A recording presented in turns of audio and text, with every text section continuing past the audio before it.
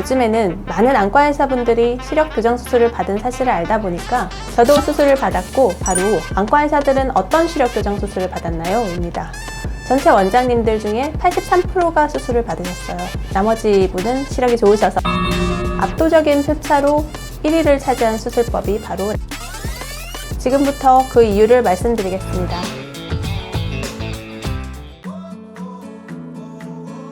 안과 의사들은 수술 안 하나요? 시력 교정 수술을 하시려는 분들이 가장 많이 하던 대표적인 질문이었어요. 그런데 요즘에는 많은 안과 의사분들이 시력 교정 수술을 받은 사실을 알다 보니까 환자분들의 질문 내용이 좀 바뀌었는데요. 바로 안과 의사들은 어떤 시력 교정 수술을 받았나요? 입니다. 안과 의사들이 시력 교정 수술 많이 받은 건 아는데 많은 수술 종류 중에서 어떤 수술을 받았는지 궁금해 하시는 것은 당연합니다. 어떤 수술을 선택할지는 개인의 눈을 정밀 검사한 결과를 가지고 의사와 상담한 후 자신에게 가장 좋은 방법을 추천받아야 합니다. 그래도 환자분 본인의 의견이 가장 중요한 건 사실인데요. 환자분들이 어떤 수술을 받을 건지 결정하기 전에 가장 많이 하시는 질문이 선생님은 또는 다른 안과 선생님들은 어떤 시력 교정 수술을 가장 많이 받으시냐는 질문이에요. 시력 교정 수술에 대해서 가장 잘 아는 사람들이 안과 의사일 테니까 그들이 무슨 수술을 많이 받았는지 궁금해 하시는 거죠. 우선 저희 병원 선생님들의 수술 비율을 확인해 봤는데요. 전체 원장님들 중에 83%가 수술을 받으셨어요. 나머지 분은 시력이 좋으셔서 그 중에서 라섹이 82.5%, 라식이 17.5%였고요. 밝은 성모학과 전 직원들까지로 넓혀봤어도 절반 이상인 54%가 수술을 받았는데요. 그 중에 라섹이 70%, 라식이 30%를 차지했습니다. 추가로 주변의 동료 안과 선생님들한테 직접 물어봤어요. 그래서 얻어진 결과는 역시나 예상대로 압도적인 표차로 1위를 차지한 수술법이 바로 라섹이었습니다. 이렇게까지 차이가 많을지 좀 놀랐지만 그래도 쉽게 이해는 됐어요. 왜 많은 안과 의사 선생님들이 여러 가지 수술법 중에서 라섹을 선택하셨는지 지금부터 그 이유를 말씀드리겠습니다. 첫 번째는 구조적인 안정성이에요. 안과 지식이 있는 분들이 선택한 라섹. 어떤 면에서 안정성이 있다고 말하는 걸까요?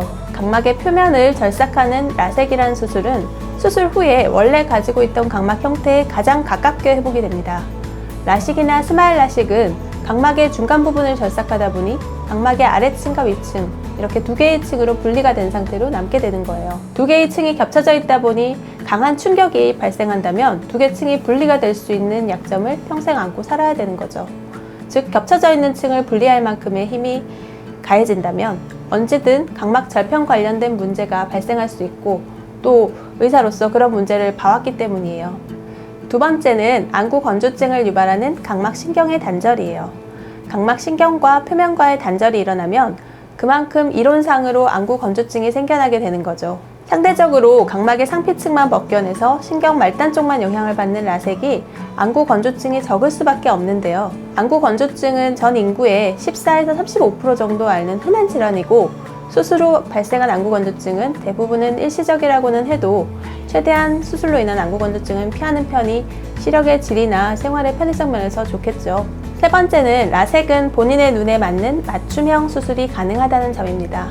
12년 전에 국내에 처음 도입된 스마일 수술에 써온 비주맥스 레이저는 물론 대부분 수술 결과가 좋기는 하지만 수술 중에 안구 추적 장치를 이용한 시축의 중심을 인식하거나 각막 수차를 보정하지 못한다는 단점이 있습니다. 물론 최근에 도입된 스마트 스마일 수술 같은 경우에는 이런 기능들이 다 보완되었지만요. 그러다 보니 정밀한 난시 교정이 기존 수술로는 어렵고 빛의 산란 때문에 시력의 질이 저하되는 경우가 있었는데 라섹에 이용하는 엑시머 레이저 수술은 오랜 기간 동안 레이저 기술이 점점 발전되어 오면서 가장 높은 도수의 근시 난시까지 모두 교정 가능한 장점이 있어요. 물론 아주 높은 도수의 초고도 근시이거나 각막 두께가 너무 얇아 레이저 각막 절삭이 안 되는 경우는 렌즈 삽입술을 고려해야 되겠지만요. 네 번째는 예전에 비해서 빨라진 회복 기간이에요. 통증은 라섹의 가장 큰 단점이죠.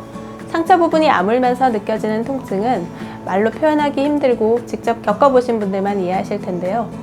요즘에는 다양한 방식으로 인해 수술 후 통증 기간이 2-3일 정도로 짧아지고 그 정도도 약해졌습니다. 상처가 클수록 통증이 크다 보니 모든 수술 과정을 레이저를 통해서 진행하게 되면 그만큼 상처 부위를 줄일 수 있어서 회복 기간도 빨라지게 되는 건데요. 통증 기간이 줄어들다 보니 일상으로의 복귀도 그만큼 빨라져서 안과 의사들도 긴 시간 휴가를 내지 않고도 수술을 받을 수 있는 거죠.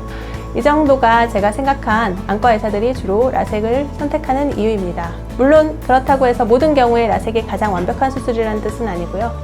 라식이나 스마일 라식만큼 수술 이후에 빠른 회복을 기대할 수도 없고, 라섹 후 각막 혼탁을 방지하기 위해서 몇 개월간 안약을 점안하고 자외선을 피해야 한다는 불편함은 있습니다. 사실 현재 국내 안과에서 시행하는 시력 교정 수술들은 우열을 가리기 힘들 정도로 다들 정확성, 안정성이 높고 95% 이상의 환자들에서 원하는 시력에 도달하고 있어요. 오늘 말씀드린 내용은 시력 교정 수술을 고민하시는 분들에게 안과 의사들은 어떤 수술을 어떤 이유로 선택하는지, 수술 선택 시에 가장 중요하게 생각하는 부분에 따라 어떤 결정을 할 수 있는지에 대해서 소개해드리려고 말씀드렸습니다. 마지막으로 우리 병원에도 안과 의사는 수술을 안 하세요? 라고 묻는 분들이 간혹 계신데요. 그런 분들에게는 실제 사례를 말씀드리자면, 김준영 원장님은 본인이 라섹 수술을 받으시고 결과에 만족하시고 아들도 저희 병원에서 직접 라섹 수술을 집도해 주셨고요. 저도 수술을 받았고 저희 병원에서 제 어머니의 백내장 수술을 직접 해드렸답니다. 오늘도 좋은 하루 보내시기를 바라며 저는 여기서 이만 인사드리겠습니다.